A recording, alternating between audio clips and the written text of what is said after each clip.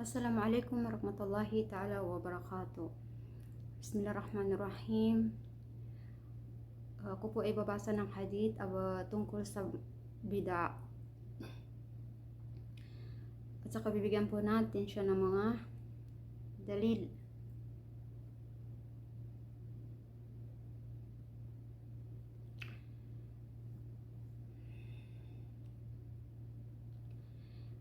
An Ummil Mu'minin Ummi Abdillah Aisha radhiyallahu anha qalat qala Rasulullah sallallahu alaihi wasallam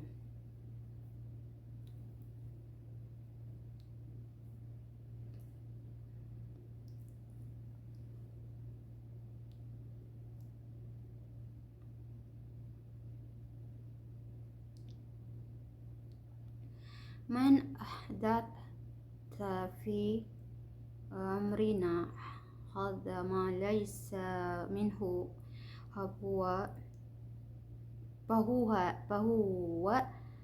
raddum rawahul Bukhari wa Muslim.